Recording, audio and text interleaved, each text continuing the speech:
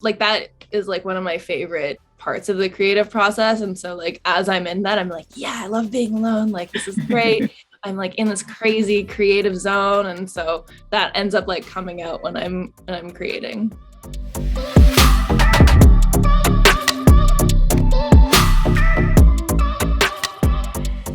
Hi, I'm Rianne, and I'm joined by Luna Lee for the latest in NME's In Conversation video series. Hi, how are you? I'm great. How are you?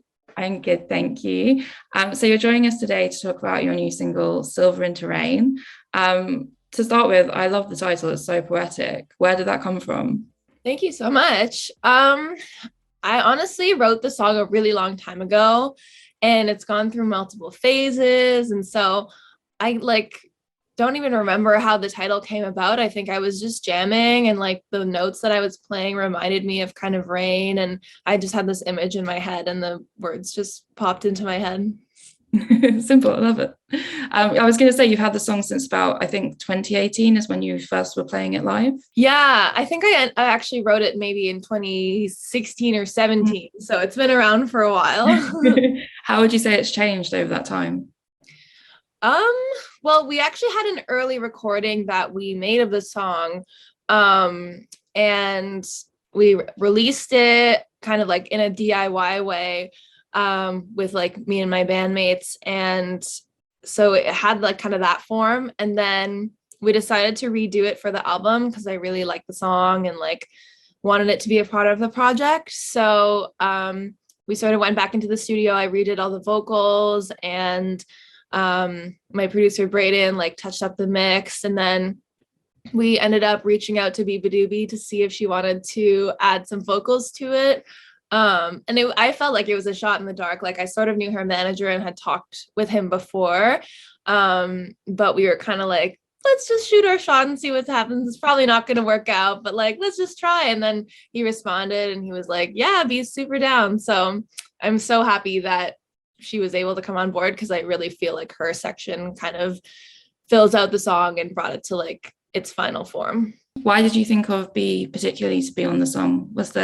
Did it feel like this kind of song that she would suit? Yeah, I definitely felt like she suited the song. And I also sort of had the intention of when adding my features that I wanted it to be all women of color.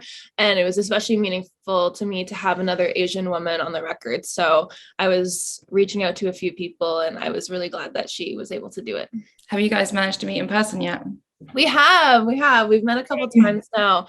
At Head in the Clouds Festival, we were both playing in November, I think it was. And recently she came to Toronto and played a show here and I went to go see it. So yeah, she's such a lovely person. Yeah, definitely. How was Head in the Clouds for you? Crazy. It was the biggest show I've ever played. Hmm. And I got to like play on the biggest stage I've ever played on as well. I had like a whole runway and like just as someone who comes from like the Toronto music scene and like playing on tiny stages, I was like, oh, this is crazy. Like I gotta use that runway.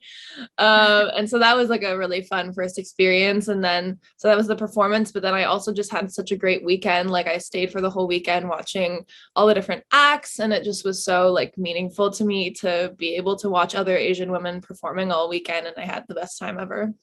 So you mentioned earlier that when you were looking for guests for the album, you wanted women of color, and you do also have Jason and Serena Isioma on there as well. What was it like working with those two? Pretty incredible. I was feel really lucky to have them on the record, and Jason was someone that I've like been a fan of for a really long time. Um, Several years ago, my bandmate Shar texted me and was like, we have to go see this artist play. Like they're coming to Toronto. It's called JSOM. And so I went to their show with my band and like we all just became instant fans. And then since then I've just been like keeping up with her stuff and listening to her records. And so I reached out to her and she was immediately down and like just really brought the song to like the next level. And I'm really excited for people to hear it. And then with Serena, that was actually through my label. They knew them and had noticed that Serena was like using some of my songs on their Instagram stories and stuff. And they were like, you should totally connect with Serena.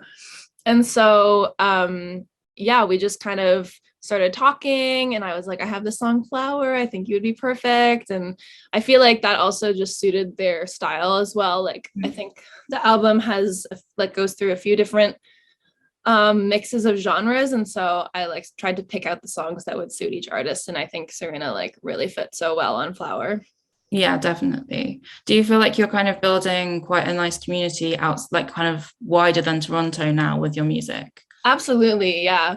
Like over the past couple of years, just especially during the pandemic, I felt like it was crazy to reach a whole new online community that was like truly international, and like getting involved with 88 Rising and connecting with people from like Indonesia and all over Asia has been really crazy. And yeah, so I've just been really excited to like, yeah, connect and expand the world of Lunally. Is there anyone in particular that you're hoping to be able to collaborate with in the future? I would say on the top of my list, like I love Tame Impala and Melody's Echo Chamber, and like they kind of live in a similar world, and so those would be like my dream collabs. So hopefully one day we can make that happen. Hopefully, just manifest it. Yeah. So the song you did with Serena, Flower, it was originally a 60-second song on the Jams EP. What was it about the song that made you want to expand it into something fuller? Well, as I was making the jam, I was like, I can really hear vocals on this. It really felt like the kind of song and the kind of like harmony that I was creating felt like something that a really cool melody could be built on top of. And so I actually like set the jam aside for a second and then went in to like expand it into a full song and sort of made the jam and the song at the same time.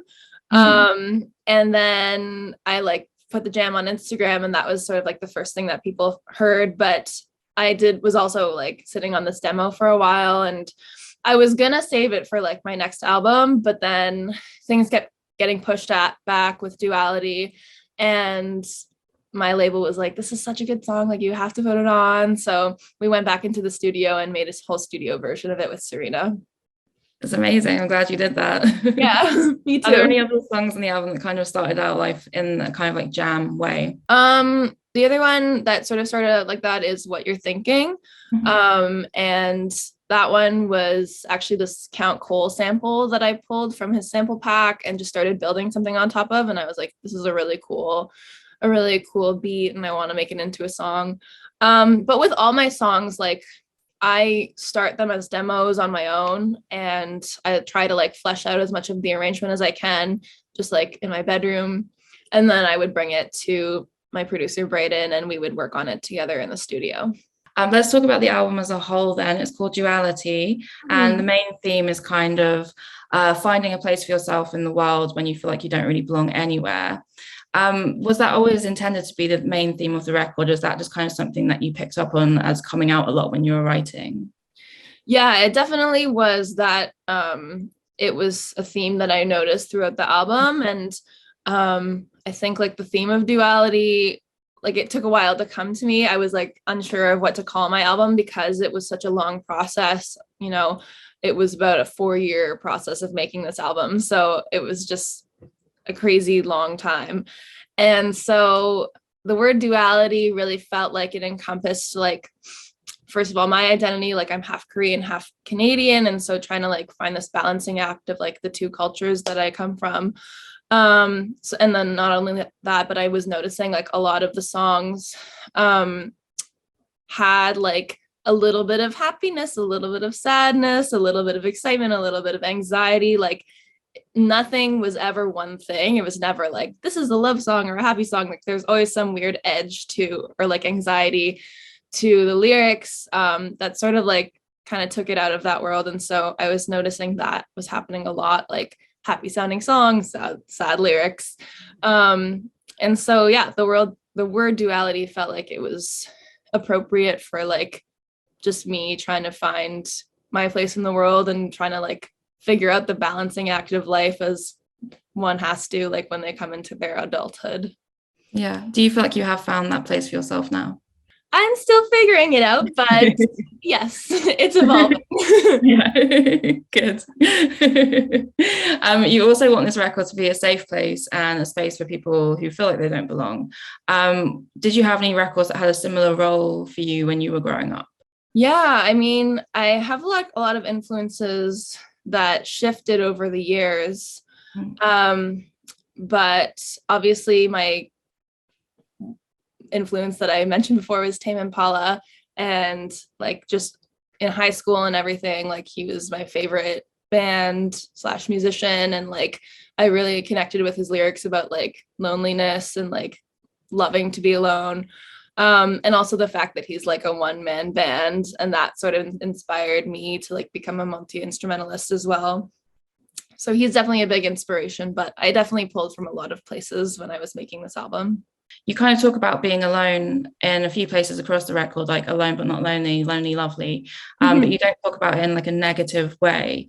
How important has been kind of like learning to be alone or like finding comfort in your own company been for you in the last few years? Yeah, it's been important. I think like a lot of the songs, like when I write about loneliness and that sort of like positive light, it's sometimes like almost me having to convince myself of that being true. Like alone but not lonely is this like mantra, and it gets repeated again and again in the song, and it sort of is like, if I say this thing enough times, like it will become true. So that in that way. But then in other times, like when I'm writing, I just love to like get into the creative state when I'm by myself, and I really get into like tunnel vision of just like I'm working on this and like nothing else matters, and like the sun is going down outside and I'm in the dark and like I don't even notice, and I'm just like working in the dark in a crazy way. But like that is like one of my favorite parts of the creative process, and so like as I'm in that, I'm like, yeah, I love being alone, like this is great. I'm like in this crazy creative zone, and so that ends up like coming out when I'm creating. Mm-hmm. Do you feel like you kind of have to work on, you were saying earlier how you do the demos mostly yourself and then take them to Braden to produce. Do you feel like you have to kind of be alone to get the good stuff out first before you then bring other people in? I think so, yeah. I get really in my head when I'm around other people, especially with like starting the creative process from the ground and like writing lyrics and stuff like that. Like I'm a kind of a shy person, so I really like to start it by myself, and then like collaborating with Braden on the production was like totally chill for me because like we're really close, and it was easy for us to figure it out from there. But yeah, from the beginning, I like to start it by myself. Yeah, that makes sense. All the visuals and photos for this project have been created by women, which I think is so cool. I was wondering why that's important for you to kind of be presented in the female gaze rather than the male gaze.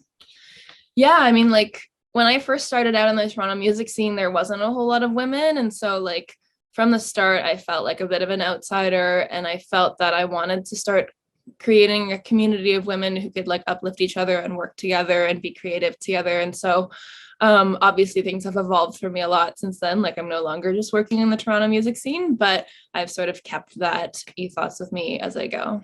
Mm-hmm. Would you say that the Toronto music scene has kind of changed since then as well? Do you see more women kind of getting involved now too? Definitely. Yeah, absolutely. It's great to watch. And your band is also mostly female. How do you think the kind of energy changes in the songs when you're performing with women compared to if you were performing them with men? Because I think femininity is quite key to what you do. Mm-hmm. Yeah, absolutely. Yeah, the idea behind that was just like growing up, I didn't get to watch a lot of women performing. I didn't see a lot of women playing guitar or anything like that.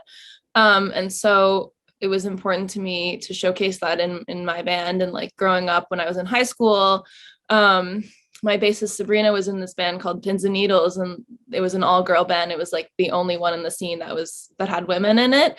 And like I just remember going to their shows, and I was like 16 and being so excited, and that being really meaningful to me. And so I wanted to bring that into my own band as well. And you recently went on tour, your first big tour, I think, with Japanese Breakfast, who I know is someone that you look up to.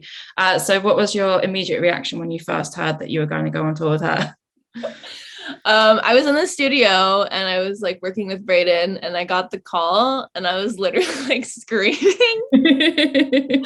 I was so excited. I like couldn't even believe it. because yeah, Japanese Breakfast is someone I've looked up to for a really long time. And like when I went to see their show in 2018, I think it was really one of the first times like that I truly felt represented by someone on stage. Michelle's also half Korean, so it really felt like a direct representation. And that was really important to me. And since then, I've obviously been like following everything she does, and like quoting her as one of my inspirations in my in my interviews. And then she ended up seeing one of my jam videos on Instagram, and then they asked me to open, which was so crazy. Amazing. How was it being on the road with her? It was so incredible. Like I kind of felt like it was my test to see if I could handle the touring life, because like it's something that I've worked towards my whole life, but never actually like got to really see if I could handle it in this big, like long 6-week tour. And so, but it was great and I loved it. I had the best time. My band is great, and like they were so easy to get along with the whole time, which was very surprising considering like stuck in a van with people for 6 weeks. Very awesome. Yeah. And Japanese Breakfast was like just, they were the best people. Like their whole crew and their whole team were so lovely and like so good at what they do, and it was really awesome to have someone to look up to and like learn from on our first big tour. Yeah. Were there any particular challenges that you came across while you were on the road that you kind of had to work through? I think just like the main thing was like the added challenge of trying to be safe around COVID, and like it just sort of changed the way the tour goes, because like we all had to just basically like the only places we were in were like the van, the hotel, and backstage. And like we didn't go out, we didn't go to any bars, we didn't go to any restaurants. We like kept it really safe. And like I feel so lucky that like everyone stayed healthy the whole time, because it was like 6 weeks of traveling, which is crazy. And so yeah, that was just like the thing that like made it extra challenging, but also just the classic tour thing of having no sleep. That was also a challenge. I can imagine. Were there any particular highlights of the tour as well? Honestly, like just watching Japanese Breakfast play every night was a highlight for me. Like just for them being one of my favorite bands. It was so fun to like get to watch their set every night, and I literally watched it every single night from backstage for 30 shows, and like it never got old. I was just like always noticing some new element every time I watched it. But yeah, just being a big fan of them, it was so fun. You yourself play a ton of instruments, and you started playing music really young because your parents run a music school, and your focus was previously on classical music. What kind of made you want to switch and focus on doing this kind of music instead? Well, as I was coming out of high school, like I kind of felt this pressure to go to university, because like that's what everyone does after high school. And so I auditioned for this music school, McGill in Montreal, for violin, and ended up going there because I felt like that was kind of the path I should take. And then, but like right before I left, I started getting involved with the Toronto music scene and like seeing all these bands doing what they're doing and like making it work and not having to like take a traditional route. And so I was already going to McGill, and I went for 1 semester, and then I decided to drop out and like start my own project and start making my own music. And like nothing against the classical world. I had a great time like learning at McGill, and I'm so grateful for my classical education, because I was able to like just have this crazy foundation to build off of when I started my own project. How do you think that's helped you with your own project so far? It's helped with everything, I think, like just musically, it makes everything so much easier. Like, you know, having spent hours and hours and hours practicing as a kid, like that kind of comes out in my playing today. And like, I started learning the guitar when I was a teenager, and, you know, having the background of piano and violin really helped me to just like pick up the instruments pretty quickly, and made it easier to become a multi-instrumentalist, because I could like take my skills from my previous instruments and apply them to the new ones. And then like having a theory background and using that in like my arrangements and production and stuff like that is really helpful as well. So you play piano, violin, guitar, bass, drums, and harp. Is that all? Which one is your favorite to play? I think guitar is my favorite to play on stage, because I can like rip solos and really rock out, and it really feels like a rock and roll moment. But also I really, really love playing the piano when I'm alone. I think like that's my favorite thing to do when I'm by myself, is just like sit down at the piano, because it's so full when you play by yourself. You don't need anyone else to play with you. It's cool as well that your classical side can still come out in the songs, like on the album on Lonely Lovely, there's the big orchestral moment, which is beautiful. Are you hoping to kind of incorporate that more in the future? Yeah, I feel like it's been sort of a gradual build of like learning how to incorporate my classical background. And like when I left McGill, I was fresh off of like practicing the violin for like 4 hours a day, and I decided to just like abandon that because I was getting back into the Toronto music scene. And at the time there was like a big garage rock scene, and I was like, violin's not cool, like guitars are cool, let's do this instead. And then I sort of like gradually was like, wait, it's kind of sick to have strings involved in my sound. And then I had always loved the harp, and decided to rent one for my birthday. My mom rented it for me for a month, and I was like, I need this in my life. So then I ended up getting one. And so those two things, I feel like the strings and the harp are really kind of what brings like the classical side into the music. And yeah, I'm just excited to like develop that more and keep using that as we go forward. And I think I have used a lot of strings, but I think maybe horns are in my future. I mean, not for me to play, because I've never played like a brass instrument, and I'm like, it's a little maybe too much for me right now, but I'd love to incorporate more like brass and woodwind instruments. Yeah, amazing. You also mentioned earlier that you have a dance background. How would you say that dance and movement have kind of influenced your music and your songwriting? Ooh, that's a good question. I feel like for me, I have like two ways of enjoying music, and it's like one of them is playing it and one of them is dancing to it.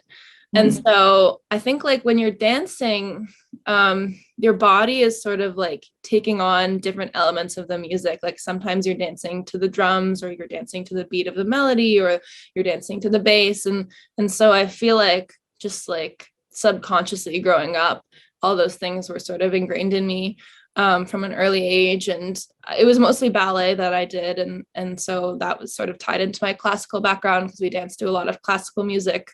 But it also helped me a lot on stage when I first started performing, because I was like comfortable in my body and sort of like knew how to move around in a space, which I feel really lucky for, because performing is like, even with the dance background, it was still like a big sort of the thing to approach. So yeah. You mentioned that you saw at Head in the Clouds a lot of dancing. Is that something that you're going to bring into your performances one day? I hope so. I feel like already we have so much gear, and we have so much, like there's so much to the setup. But as I like bring more team members on and things get a little bit easier, I would love to have dancers involved. Yeah, when there's more space on the stage. Yes. Yeah. Also, obviously, Lunarly is not your real name.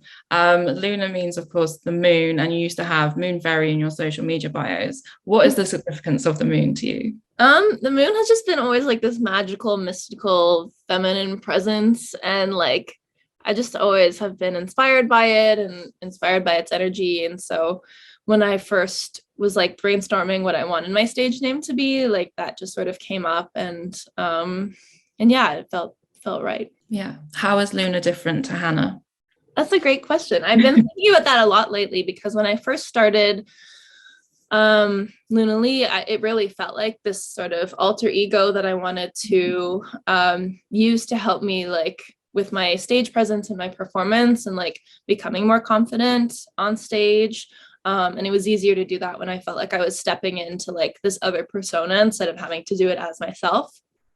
But then as I was like over the pandemic making my jams, I felt like the lines really became blurred between Luna and Hannah, because like people were seeing into like my bedroom and seeing into my personal life a lot more. And it wasn't as curated and yeah, like that in that way. When people were seeing into my home space. So but I think like I'm starting to just play with this a little bit more and think about how Luna can like bring out different sides of me. And yeah, so it's just like kind of evolving and shifting, but yeah, Luna's identity is coming together. Is there anything in particular at the moment that you're really excited to do with the alter ego of Luna? I think like I'm excited for Luna to evolve into someone who's like way more badass than I am and like confident. I feel like I really have sort of, especially on the tour and like just generally on social media and stuff like that, like I've sort of showed like the side of myself that's really soft and kind, and like that's definitely a part of who I am, but I also am excited to like kick some ass as Luna. So another duality. yeah. You released your first single, Opal Angel, in 2017, and then there was nothing until 2020. Were you kind of taking that time to figure out exactly what you wanted to do and who kind of what your artistic voice was? Yeah, so Opal Angel felt like that's so long ago now that almost feels like a different project. But yeah, over that time, I was writing a lot of music. I was writing some of the songs for the album, and we started recording the album in 2018. So I was sort of focusing on that and seeing where that was going, and also just like playing a lot of shows in and around the Toronto music scene. Mm-hmm. How do you feel like your songwriting has developed like over those years and through those experiences? It's developed a lot. I mean, like as I said before, I sort of started bringing the classical sound more into my music, like the strings and the harp, and then I think like especially over the past couple of years, making the jams has really developed my songwriting and production, especially you know, being alone in my room and like being the only person who I could jam with was, you know, like I kind of had to just do it all myself and make it work. And so I had never done that before, like see a project through like only by myself from start to finish. And so I think that really, really helped with like my production ear and figuring out arrangements and how to put things together.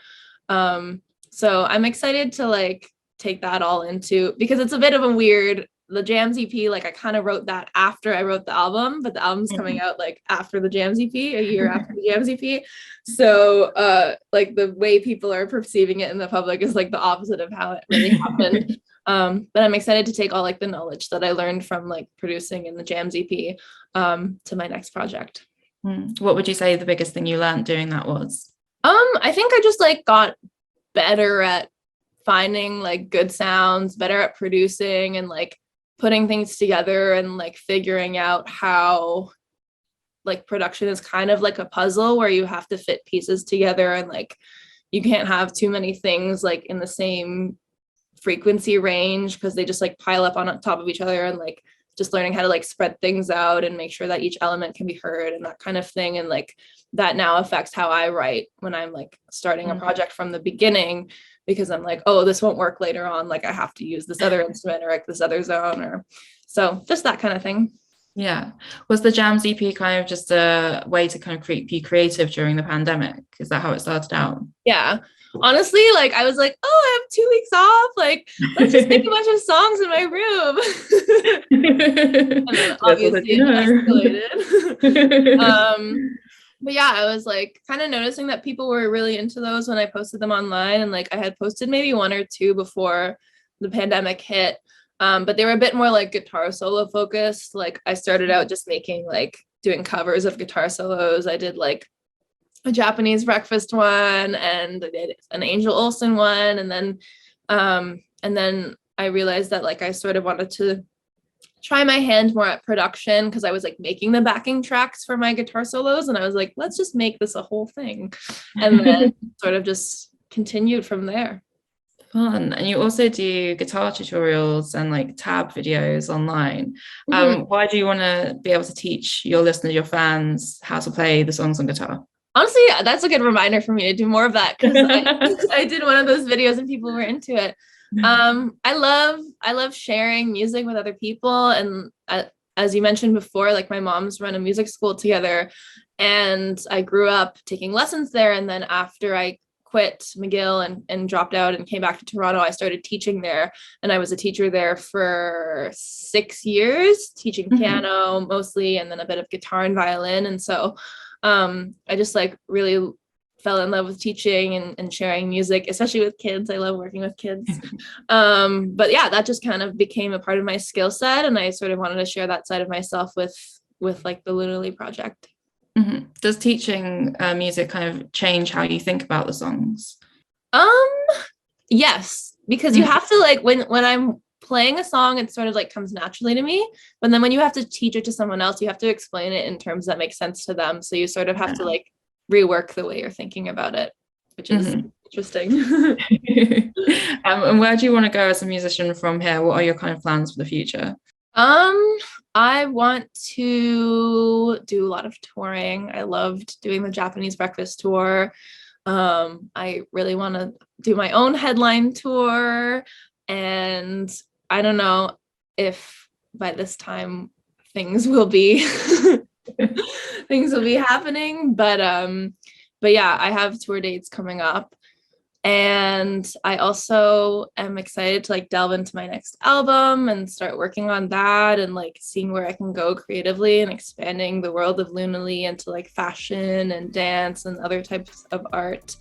And yeah, just like be a creative powerhouse. Thank you so much for talking to me today. Thanks for having me. This is so lovely.